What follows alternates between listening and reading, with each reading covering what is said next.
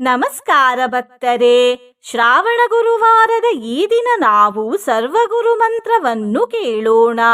ಈ ಗುರುವಾರದ ದಿನ ಪ್ರೀತಿ ಯೋಗವೂ ಇದೆ. ಈ ಮಂತ್ರವನ್ನು ಇವತ್ತು ಭಕ್ತಿಯಿಂದ ಪೂರ್ತಿ 108 ಬಾರಿ ಕೇಳಿದರೆ ಎಲ್ಲಾ ಗುರುಗಳ ಮಂತ್ರ ಕೇಳಿದ ಫಲ ಸಿಗುತ್ತದೆ. ಸ್ಮರಣೆ ಶಕ್ತಿ ಹೆಚ್ಚಾಗುತ್ತದೆ.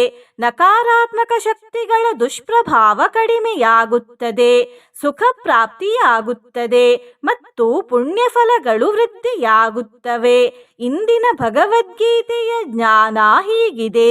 ಪರಾಪ್ರಕೃತಿ ಮತ್ತು ಅಪರಾಪ್ರಕೃತಿಯ ಬಗ್ಗೆ ಈ ಶ್ಲೋಕದಲ್ಲಿ ಶ್ರೀಕೃಷ್ಣ ದೇವರು ಹೇಳುತ್ತಿದ್ದಾರೆ. ಶ್ಲೋಕವು ಹೀಗಿದೆ. ಅಪರೇಯಮಿತಸ್ತ್ವನ್ಯಾಂ ಪ್ರಕೃತಿಂ ವಿದ್ಧಿ ಮೇ ಪರಾಂ ಜೀವಭೂತಾಂ ಮಹಾಬಾಹೋ ಯಯೇದಂ ಧಾರ್ಯತೆ ಜಗತ್. ಈ ಶ್ಲೋಕದ ಅರ್ಥ ಹೀಗಿದೆ. ಇದು ಅಪರ ಅಂದರೆ ಕನಿಷ್ಠ ಪ್ರಕೃತಿಯು. ಮಹಾಬಾಹು ಅರ್ಜುನನೇ, ಜೀವಭೂತವಾಗಿ ಈ ಜಗತ್ತನ್ನು ಧಾರಣ ಮಾಡುವಂತ ಪರ ಅಂದರೆ ಶ್ರೇಷ್ಠವಾದ ಬೇರೊಂದು ಪ್ರಕೃತಿಯು ಇರುವುದೆಂಬುದನ್ನು ನೀನು ತಿಳಿ ಎಂದು. ಭಕ್ತರೇ, ನೀವು ಚಾನಲಿಗೆ ಹೊಸದಾಗಿ ಬಂದಿದ್ದರೆ ಚಾನಲನ್ನು ಸಬ್ಸ್ಕ್ರೈಬ್ ಮಾಡಿ ಹತ್ತಿರ ಇರುವ ಬೆಲ್ ಬಟನ್ ಅನ್ನು ಒತ್ತಿ. ಮಂತ್ರ ಕೇಳುವಾಗ ಕಾಪಾಡಿ ಗುರುದೇವ ಎಂದು ಕಮೆಂಟ್ ಮಾಡಿ ಮತ್ತು ವಿಡಿಯೋಗೆ ಲೈಕ್ ಮಾಡಿ. ಭಕ್ತರೇ, ಕಣ್ಣು ಮುಚ್ಚಿ ಮಂತ್ರವನ್ನು ಪೂರ್ತಿ 108 ಸರ್ತಿ ಕೇಳಿ. ಸ್ಥಾವರಂ ಜಂಗಮಂ ವ್ಯಾಪ್ತಂ ಯತ್ಕಿಂಚಿತ್ ಸಚರಾಚರಂ ತತ್ಪದಂ ದರ್ಶಿತಂ ಯೇನ ತಸ್ಮೈ ಶ್ರೀ ಗುರವೇ ನಮಃ. ಸ್ಥಾವರಂ ಜಂಗಮಂ ವ್ಯಾಪ್ತಂ ಯತ್ಕಿಂಚಿತ್ ಸಚರಾಚರಂ ತತ್ಪದಂ ದರ್ಶಿತಂ ಯೇನ ತಸ್ಮೈ ಶ್ರೀ ಗುರವೇ ನಮಃ. ಸ್ಥಾವರಂ ಜಂಗಮಂ ವ್ಯಾಪ್ತಂ ಯತ್ಕಿಂಚಿತ್ ಸಚರಾಚರಂ ತತ್ಪದಂ ದರ್ಶಿತಂ ಯೇನ ತಸ್ಮೈ ಶ್ರೀ ಗುರವೇ ನಮಃ. ಸ್ಥಾವರಂ ಜಂಗಮಂ ವ್ಯಾಪ್ತಂ ಯತ್ಕಿಂಚಿತ್ ಸಚರಾಚರಂ ತತ್ಪದಂ ದರ್ಶಿತಂ ಯೇನ ತಸ್ಮೈ ಶ್ರೀ ಗುರವೇ ನಮಃ. ಸ್ಥಾವರಂ ಜಂಗಮಂ ವ್ಯಾಪ್ತಂ ಯತ್ಕಿಂಚಿತ್ ಸಚರಾಚರಂ ತತ್ಪದಂ ದರ್ಶಿತಂ ಯೇನ ತಸ್ಮೈ ಶ್ರೀ ಗುರವೇ ನಮಃ. ಸ್ಥಾವರಂ ಜಂಗಮಂ ವ್ಯಾಪ್ತಂ ಯತ್ಕಿಂಚಿತ್ ಸಚರಾಚರಂ ತತ್ಪದಂ ದರ್ಶಿತಂ ಯೇನ ತಸ್ಮೈ ಶ್ರೀ ಗುರವೇ ನಮಃ. ಸ್ಥಾವರಂ ಜಂಗಮಂ ವ್ಯಾಪ್ತಂ ಯತ್ಕಿಂಚಿತ್ ಸಚರಾಚರಂ ತತ್ಪದಂ ದರ್ಶಿತಂ ಯೇನ ತಸ್ಮೈ ಶ್ರೀ ಗುರವೇ ನಮಃ. ಸ್ಥಾವರಂ ಜಂಗಮಂ ವ್ಯಾಪ್ತಂ ಯತ್ಕಿಂಚಿತ್ ಸಚರಾಚರಂ ತತ್ಪದಂ ದರ್ಶಿತಂ ಯೇನ ತಸ್ಮೈ ಶ್ರೀ ಗುರವೇ ನಮಃ. ಸ್ಥಾವರಂ ಜಂಗಮಂ ವ್ಯಾಪ್ತಂ ಯತ್ಕಿಂಚಿತ್ ಸಚರಾಚರಂ ತತ್ಪದಂ ದರ್ಶಿತಂ ಯೇನ ತಸ್ಮೈ ಶ್ರೀ ಗುರವೇ ನಮಃ. ಸ್ಥಾವರಂ ಜಂಗಮಂ ವ್ಯಾಪ್ತಂ ಯತ್ಕಿಂಚಿತ್ ಸಚರಾಚರಂ ತತ್ಪದಂ ದರ್ಶಿತಂ ಯೇನ ತಸ್ಮೈ ಶ್ರೀ ಗುರವೇ ನಮಃ. ಸ್ಥಾವರಂ ಜಂಗಮಂ ವ್ಯಾಪ್ತಂ ಯತ್ಕಿಂಚಿತ್ ಸಚರಾಚರಂ ತತ್ಪದಂ ದರ್ಶಿತಂ ಯೇನ ತಸ್ಮೈ ಶ್ರೀ ಗುರವೇ ನಮಃ. ಸ್ಥಾವರಂ ಜಂಗಮಂ ವ್ಯಾಪ್ತಂ ಯತ್ಕಿಂಚಿತ್ ಸಚರಾಚರಂ ತತ್ಪದಂ ದರ್ಶಿತಂ ಯೇನ ತಸ್ಮೈ ಶ್ರೀ ಗುರವೇ ನಮಃ. ಸ್ಥಾವರಂ ಜಂಗಮಂ ವ್ಯಾಪ್ತಂ ಯತ್ಕಿಂಚಿತ್ ಸಚರಾಚರಂ ತತ್ಪದಂ ದರ್ಶಿತಂ ಯೇನ ತಸ್ಮೈ ಶ್ರೀ ಗುರವೇ ನಮಃ. ಸ್ಥಾವರಂ ಜಂಗಮಂ ವ್ಯಾಪ್ತಂ ಯತ್ಕಿಂಚಿತ್ ಸಚರಾಚರಂ ತತ್ಪದಂ ದರ್ಶಿತಂ ಯೇನ ತಸ್ಮೈ ಶ್ರೀ ಗುರವೇ ನಮಃ. ಸ್ಥಾವರಂ ಜಂಗಮಂ ವ್ಯಾಪ್ತಂ ಯತ್ಕಿಂಚಿತ್ ಸಚರಾಚರಂ ತತ್ಪದಂ ದರ್ಶಿತಂ ಯೇನ ತಸ್ಮೈ ಶ್ರೀ ಗುರವೇ ನಮಃ. स्थावरं जङ्गमं व्याप्तं यत्किञ्चित् सचराचरं तत्पदं दर्शितं येन तस्मै श्रीगुरवे नमः। स्थावरं जङ्गमं व्याप्तं यत्किञ्चित् सचराचरं तत्पदं दर्शितं येन तस्मै श्रीगुरवे नमः। स्थावरं जङ्गमं व्याप्तं यत्किञ्चित् सचराचरं तत्पदं दर्शितं येन तस्मै श्रीगुरवे नमः। स्थावरं जङ्गमं व्याप्तं यत्किञ्चित् सचराचरं तत्पदं दर्शितं येन तस्मै श्रीगुरवे नमः। स्थावरं जङ्गमं व्याप्तं यत्किञ्चित् सचराचरं तत्पदं दर्शितं येन तस्मै श्रीगुरवे नमः। स्थावरं जङ्गमं व्याप्तं यत्किञ्चित् सचराचरं तत्पदं दर्शितं येन तस्मै श्रीगुरवे नमः। स्थावरं जङ्गमं व्याप्तं यत्किञ्चित् सचराचरं तत्पदं दर्शितं येन तस्मै श्रीगुरवे नमः। स्थावरं जङ्गमं व्याप्तं यत्किञ्चित् सचराचरं तत्पदं दर्शितं येन तस्मै श्रीगुरवे नमः। स्थावरं जङ्गमं व्याप्तं यत्किञ्चित् सचराचरं तत्पदं दर्शितं येन तस्मै श्रीगुरवे नमः। स्थावरं जङ्गमं व्याप्तं यत्किञ्चित् सचराचरं तत्पदं दर्शितं येन तस्मै श्रीगुरवे नमः।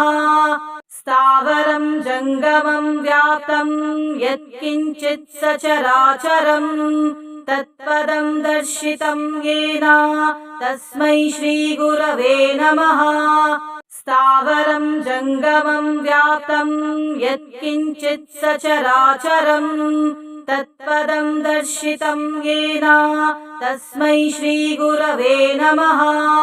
स्थावरं जङ्गमं व्याप्तं यत्किञ्चित् सचराचरं तत्पदं दर्शितं येन तस्मै श्रीगुरवे नमः। स्थावरं जङ्गमं व्याप्तं यत्किञ्चित् सचराचरं तत्पदं दर्शितं येन तस्मै श्रीगुरवे नमः। स्थावरं जङ्गमं व्याप्तं यत्किञ्चित् सचराचरं तत्पदं दर्शितं येन तस्मै श्रीगुरवे नमः। स्थावरं जङ्गमं व्याप्तं यत्किञ्चित् सचराचरं तत्पदं दर्शितं येन तस्मै श्रीगुरवे नमः।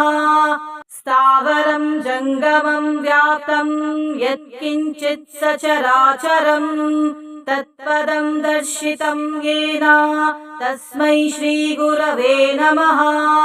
स्थावरं जङ्गमं व्याप्तं यत्किञ्चित् सचराचरं तत्पदं दर्शितं येन तस्मै श्रीगुरवे नमः। स्थावरं जङ्गमं व्याप्तं यत्किञ्चित् सचराचरं तत्पदं दर्शितं येन तस्मै श्रीगुरवे नमः। स्थावरं जङ्गमं व्याप्तं यत्किञ्चित् सचराचरं तत्पदं दर्शितं येन तस्मै श्रीगुरवे नमः। स्थावरं जङ्गमं व्याप्तं यत्किञ्चित् सचराचरं तत्पदं दर्शितं येन तस्मै श्रीगुरवे नमः। स्थावरं जङ्गमं व्याप्तं यत्किञ्चित् सचराचरं तत्पदं दर्शितं येन तस्मै श्रीगुरवे नमः। स्थावरं जङ्गमं व्याप्तं यत्किञ्चित् सचराचरं तत्पदं दर्शितं येन तस्मै श्रीगुरवे नमः। स्थावरं जङ्गमं व्याप्तं यत्किञ्चित् सचराचरं तत्पदं दर्शितं येन तस्मै श्रीगुरवे नमः। स्थावरं जङ्गमं व्याप्तं यत्किञ्चित् सचराचरं तत्पदं दर्शितं येन तस्मै श्रीगुरवे नमः। स्थावरं जङ्गमं व्याप्तं यत्किञ्चित् सचराचरं तत्पदं दर्शितं येन तस्मै श्रीगुरवे नमः। स्थावरं जङ्गमं व्याप्तं यत्किञ्चित् सचराचरं तत्पदं दर्शितं येन तस्मै श्रीगुरवे नमः।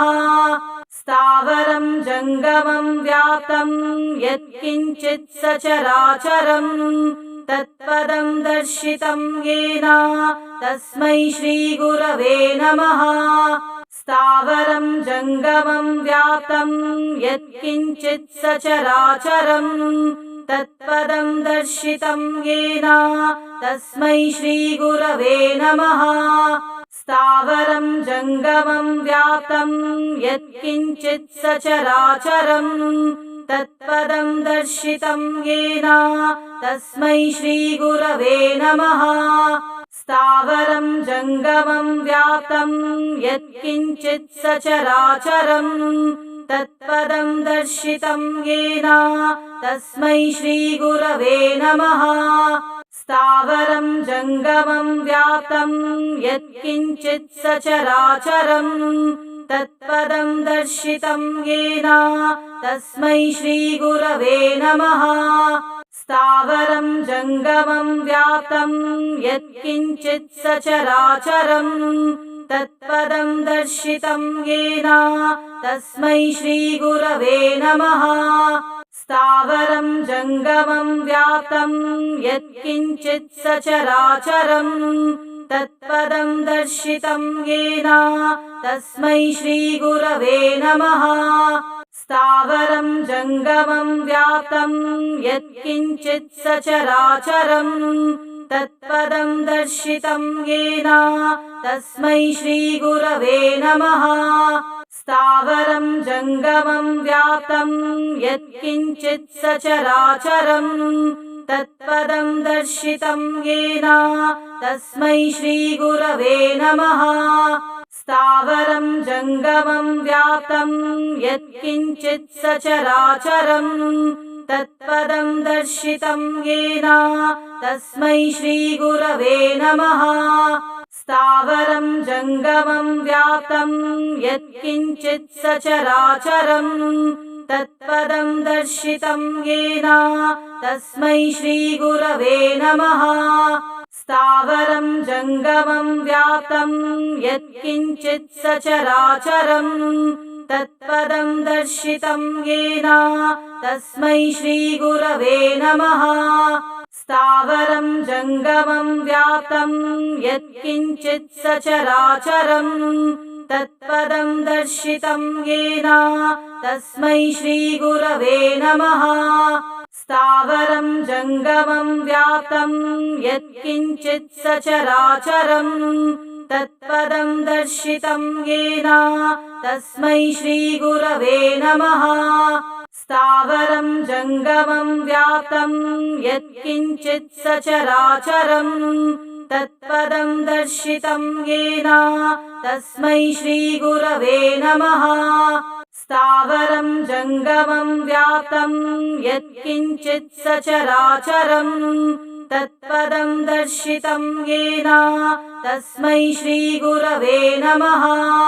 स्थावरं जङ्गमं व्याप्तं यत्किञ्चित् सचराचरं तत्पदं दर्शितं येन तस्मै श्रीगुरवे नमः।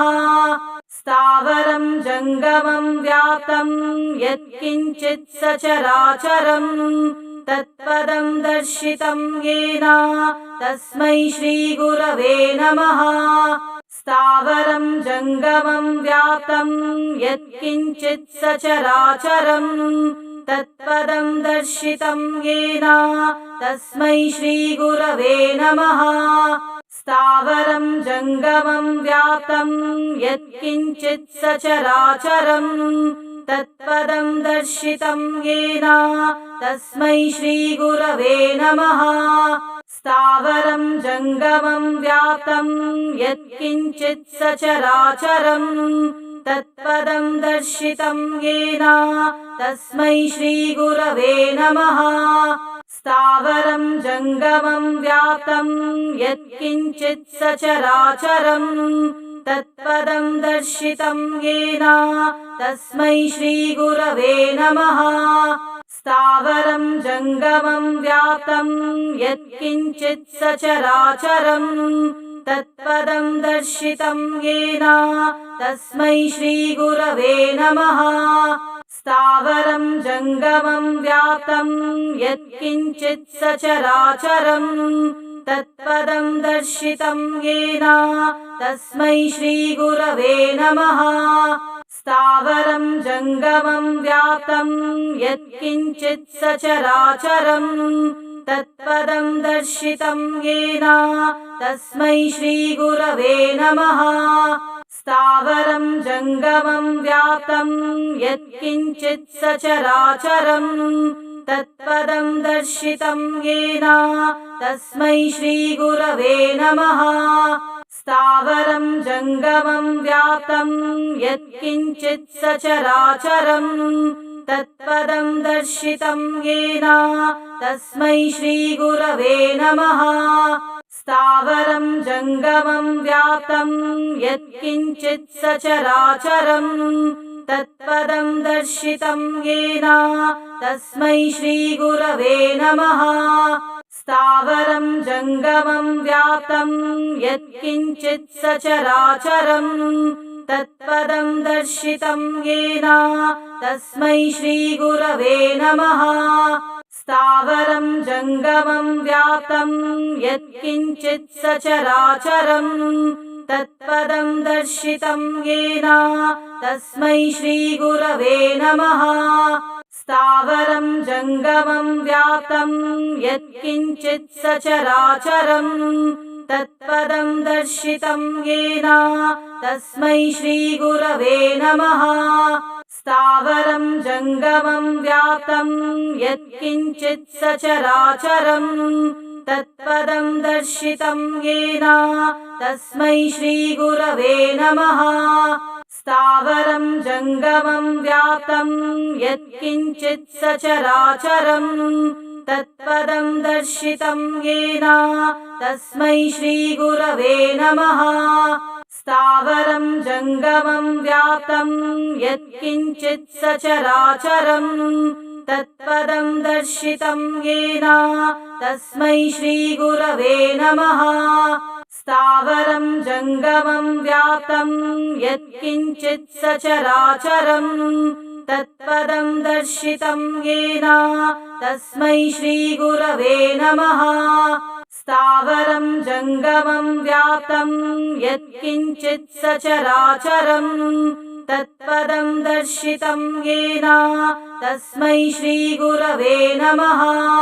स्थावरं जङ्गमं व्याप्तं यत्किञ्चित् सचराचरम् तत्पदं दर्शितं येन तस्मै श्रीगुरवे नमः।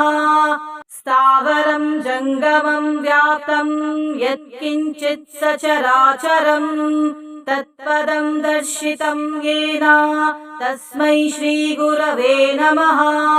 स्थावरं जङ्गमं व्याप्तं यत्किञ्चित् सचराचरम् तत्पदं दर्शितं येन तस्मै श्रीगुरवे नमः। स्थावरं जङ्गमं व्याप्तं यत्किञ्चित् सचराचरम् तत्पदं दर्शितं येन तस्मै श्रीगुरवे नमः। स्थावरं जङ्गमं व्याप्तं यत्किञ्चित् सचराचरम् तत्पदं दर्शितं येन तस्मै श्रीगुरवे नमः। स्थावरं जङ्गमं व्याप्तं यत्किञ्चित् सचराचरम् तत्पदं दर्शितं येन तस्मै श्रीगुरवे नमः। स्थावरं जङ्गमं व्याप्तं यत्किञ्चित् सचराचरम् तत्पदं दर्शितं येन तस्मै श्रीगुरवे नमः। स्थावरं जङ्गमं व्याप्तं यत्किञ्चित् सचराचरम् तत्पदं दर्शितं येन तस्मै श्रीगुरवे नमः। स्थावरं जङ्गमं व्याप्तं यत्किञ्चित् सचराचरम् तत्पदं दर्शितं येन तस्मै श्रीगुरवे नमः। स्थावरं जङ्गमं व्याप्तं यत्किञ्चित् सचराचरम् तत्पदं दर्शितं येन तस्मै श्रीगुरवे नमः। स्थावरं जङ्गमं व्याप्तं यत्किञ्चित् सचराचरम् तत्पदं दर्शितं येन तस्मै श्रीगुरवे नमः। स्थावरं जङ्गमं व्याप्तं यत्किञ्चित् सचराचरम् तत्पदं दर्शितं येन तस्मै श्रीगुरवे नमः। स्थावरं जङ्गमं व्याप्तं यत्किञ्चित् सचराचरम् तत्पदं दर्शितं येन तस्मै श्रीगुरवे नमः। स्थावरं जङ्गमं व्याप्तं यत्किञ्चित् सचराचरम् तत्पदं दर्शितं येन तस्मै श्रीगुरवे नमः। स्थावरं जङ्गमं व्याप्तं यत्किञ्चित् सचराचरम् तत्पदं दर्शितं येन तस्मै श्रीगुरवे नमः। स्थावरं जङ्गमं व्याप्तं यत्किञ्चित् सचराचरम् तत्पदं दर्शितं येन तस्मै श्रीगुरवे नमः। स्थावरं जङ्गमं व्याप्तं यत्किञ्चित् सचराचरम् तत्पदं दर्शितं येन तस्मै श्रीगुरवे नमः। स्थावरं जङ्गमं व्याप्तं यत्किञ्चित् सचराचरम् तत्पदं दर्शितं येन तस्मै श्रीगुरवे नमः। स्थावरं जङ्गमं व्याप्तं यत्किञ्चित् सचराचरम् तत्पदं दर्शितं येन तस्मै श्रीगुरवे नमः। स्थावरं जङ्गमं व्याप्तं यत्किञ्चित् सचराचरम् तत्पदं दर्शितं येन तस्मै श्रीगुरवे नमः। स्थावरं जङ्गमं व्याप्तं यत्किञ्चित् सचराचरम् तत्पदं दर्शितं येन तस्मै श्रीगुरवे नमः। स्थावरं जङ्गमं व्याप्तं यत्किञ्चित् सचराचरम् तत्पदं दर्शितं येन तस्मै श्रीगुरवे नमः। स्थावरं जङ्गमं व्याप्तं यत्किञ्चित् सचराचरम् तत्पदं दर्शितं येन तस्मै श्रीगुरवे नमः। स्थावरं जङ्गमं व्याप्तं यत्किञ्चित् सचराचरम् तत्पदं दर्शितं येन तस्मै श्रीगुरवे नमः। स्थावरं जङ्गमं व्याप्तं यत्किञ्चित् सचराचरम् तत्पदं दर्शितं येन तस्मै श्रीगुरवे नमः।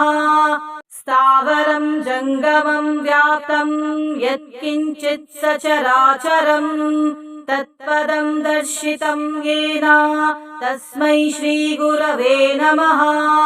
स्थावरं जङ्गमं व्याप्तं यत्किञ्चित् सचराचरम् तत्पदं दर्शितं येन तस्मै श्रीगुरवे नमः। स्थावरं जङ्गमं व्याप्तं यत्किञ्चित् सचराचरम् तत्पदं दर्शितं येन तस्मै श्रीगुरवे नमः।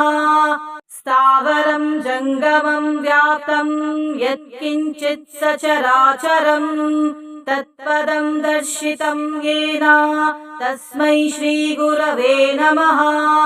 स्थावरं जङ्गमं व्याप्तं यत्किञ्चित् सचराचरम् तत्पदं दर्शितं येन तस्मै श्रीगुरवे नमः।